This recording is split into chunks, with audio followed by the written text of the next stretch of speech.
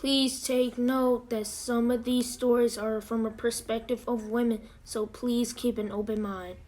Thank you.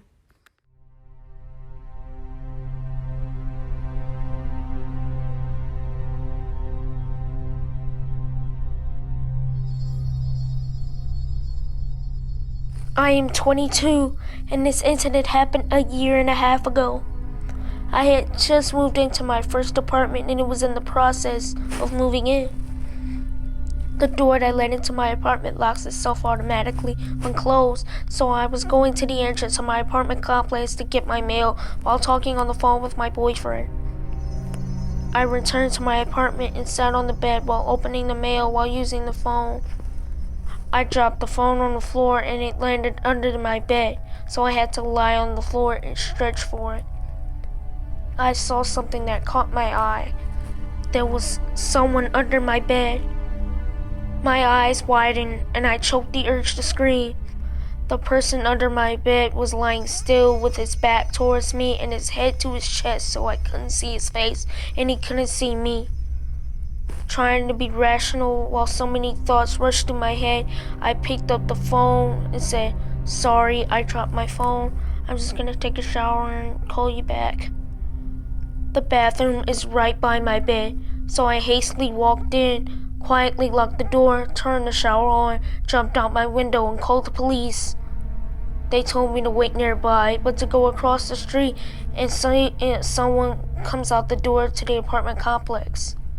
This was during the summer and it was still light out. I placed myself across the street, hiding behind the car while watching my open bathroom window and the entry door. I called my boyfriend and he came to me before the police. I gave them the keys and they went inside. Only moments later, two cops come out holding a thin and tired looking man. His eyes looked crazy, but didn't try to get away. The policeman that had stood beside me and comforted me while the police searched through my house told me that the man stood outside my bathroom door with one of my kitchen knives waiting for me to come out. The man had somehow crept in my entry door while I was getting my mail and hid under the bed. The man that was trying to hurt me turned out to be a homeless person and was placed in a mental hospital. My boyfriend moved in with me the very next day. Thanks for reading. I just wanted to share my story so that others might know what to do in a situation like this occurs. The police told me what I did was truly amazing and rational. If I had screamed, this could have ended really, really bad for me. So this happened in April of the year 2018. A little background, I live in a major city in Texas. My apartment complex is gated and in a good neighborhood, but the security isn't extremely tight. Sometimes the gates are left open and anyone can piggyback off of someone entering with the access code. Maybe twice in the past 3 years, management has put out notices of vehicle break-ins or other items being stolen from porches. We also have frequent door-to-door solicitors, even though there are signs forbidding it. Okay, so this particular Friday evening, I go to bed about 2:30 a.m. for some odd reason. I was having trouble getting some sleep, so I put on a podcast to listen to, and eventually started to doze off. I become aware of a noise that sounds like a clicking sound, but it sounds like any one of my next door neighbors making some noise. I kind of zone this out as I'm used to my neighbors staying up late on weekends. After about 30 seconds, I realize the noise is extremely repetitive and getting louder. I then start focusing on it more intently. I try to isolate what it could be and where it's coming from. Suddenly, it hits me. It's coming from the entrance to my apartment. I leap out of bed and head to the foyer. I identify the noise right away. The lock mechanism is moving back and forth rapidly, like someone is trying to unlock the front door. I can hear that an object is being inserted in the lock, and the person is jamming it back and forth with a lot of force. I instinctively turn around, head to my bedside safe, unlock it with the combination, and pull out my .357 SIG pistol, load a 14-round magazine, and chamber a hollow point round. I head back to the door, and as I exit the bedroom, I see the lock twist and unlatch. I immediately pointed my weapon straight ahead, knowing that if someone comes through, I will have to make a split-second reaction. I decided that if someone comes through the door, I will give them a momentarily chance to retreat.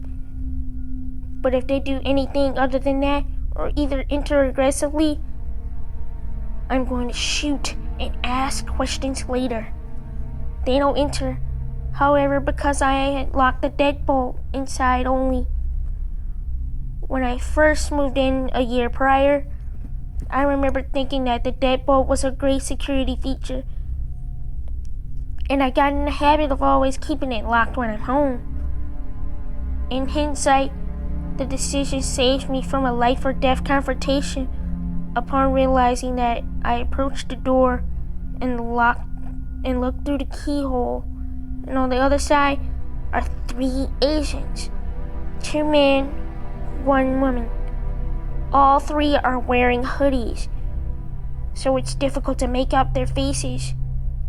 The men have objects in their hands, but I can't make out exactly what. The 2 men are talking back and forth, probably try to figure out why they can't open the door even though they have successfully opened the outside lock at the point. The woman is also talking loudly behind the 2 men, such that anyone in the hallway will be able to hear their voices. She's talking in another language.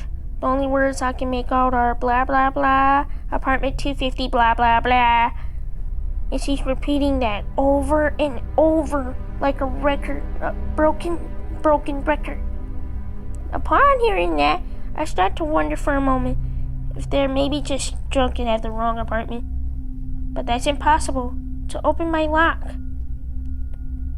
they would have had a copy of my exact key or some lock-picking device. I have never copied my key or given it to anyone. Here's the other thing.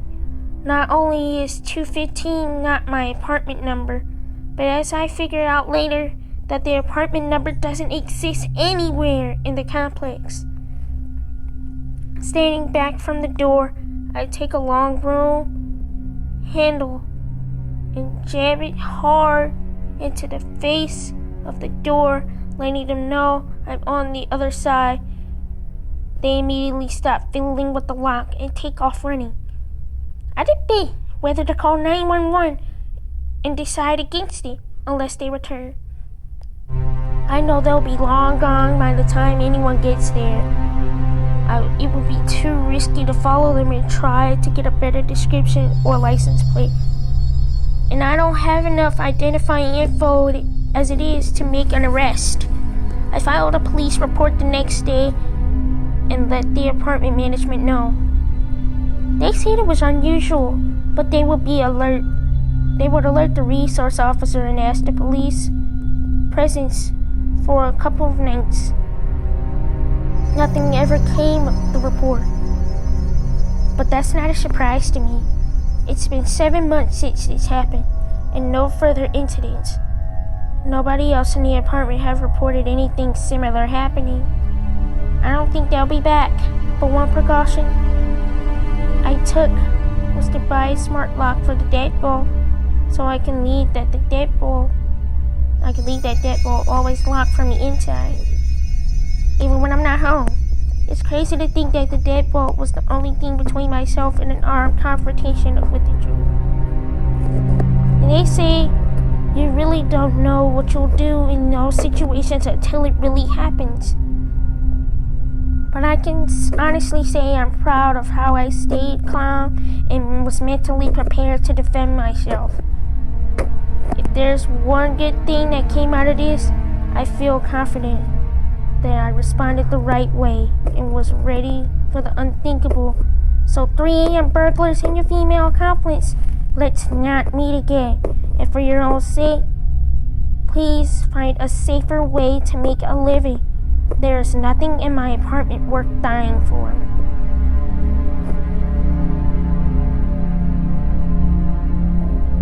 So, this is the update. 3 burglars attempted to break in my apartment at 3 a.m. Came dangerously close to having a handgun to defend myself. So, it's been over a year, and I had not attempted to do a follow-up on this post, but there was a recent development that I feel like should be shared. I no longer live in that apartment/neighborhood where this occurred. I moved out about 7 months ago. An old neighbor of mine from the same building called me out of the blue this week and gave me a chilling update. A week ago, an apartment in the same building as mine was broken into around the same time of night. The neighbors heard a series of 6 gunshots and the broken window smashed. When the police arrived, the 28-year-old girl who lived in the apartment was found unconscious, probably shot multiple times, and died en route to the hospital. There were no signs of forced entry, implying the perpetrators either picked the lock or had a copy key. Also, possibly, she left it open. I contacted the detectives working the case. I gave them a statement about my incident in case it helps. The investigation is ongoing, but they believe that it was a likely armed robbery based on circumstances. This happened close to a year after my incident. And though there are plenty of other possibilities, I find the whole thing quite chilling and can't get the thought out of my mind that it might have been the same people outside my door that night. Maybe I'll never know for sure, but it's a very difficult thought to dismiss right now. Police can't share details about the ongoing investigation, but I am following the case with the publicly available information. If there are any significant updates, I will post again.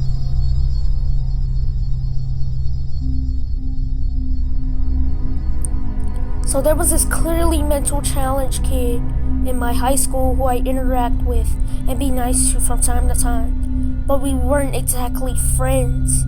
After high school, he somehow found my number and called me asking for advice in a hobby I was well known for.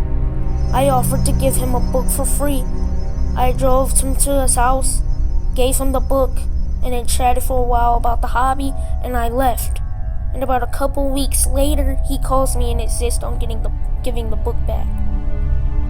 I tell him not to worry about it, and that it's his. But he's pretty persistent, so I agree. I go to the house, I grab this book, but he kept asking me questions, so I was polite, and I answered them before leaving promptly. For the next few months, he kept calling me. I started to ignore his calls, but starts to fake his caller ID, so sometimes I accidentally answer. When I do, I talk to him and pretend I wasn't ignoring him, but I really am. It is super creepy that it just sucks at this point. I needed my phone for business, and it's affecting my work. I can't answer numbers I'm not familiar with. I think he calls me twice a day, potentially more. He found my email online and kept emailing me. This has happened for 4 years. I've been moving around the US a lot, and my old roommate sent me pictures of letters this kid is sending to my addresses. He even sends one to my parents' house. The letters basically say, I have none. Please talk to me. Why are you ignoring me? All because I talked to him twice, and the only reason I did was because he basically manipulated me into giving him a book on something he probably didn't even care about. What the fuck? I fear for my own safety and the safety for my parents at this point. Lately, I get random requests on social media from fresh accounts with no picture. I get a notification saying that James had recently created an Instagram account. Follow him at James123. This is going way too far. I barely keep in touch with any of my good friends from high school. So I don't know why this fucker thinks I'm his best friend. I feel bad at the same time, but this is not okay. This is constantly looming over my head and it sucks. It is extremely creepy and is negatively impacting my life. How the fuck do I tell this kid he needs to fuck off? I don't want him to kill himself at this point. It's evident he isn't going to stop stalking me.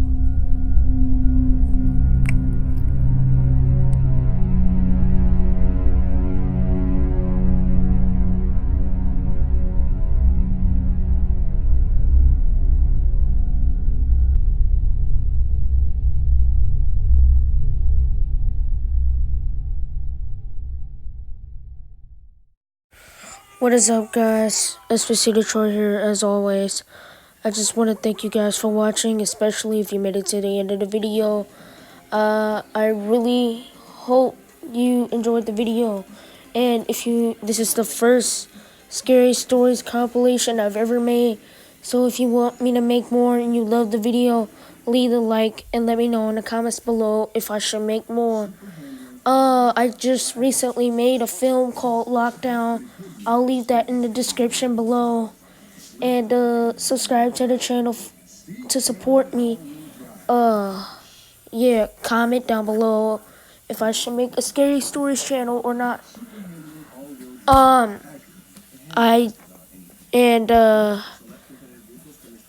guess the Kansas City Chiefs are the new Super Bowl champions. So I made a video on that and I will post that tomorrow. So yeah. I'll leave that.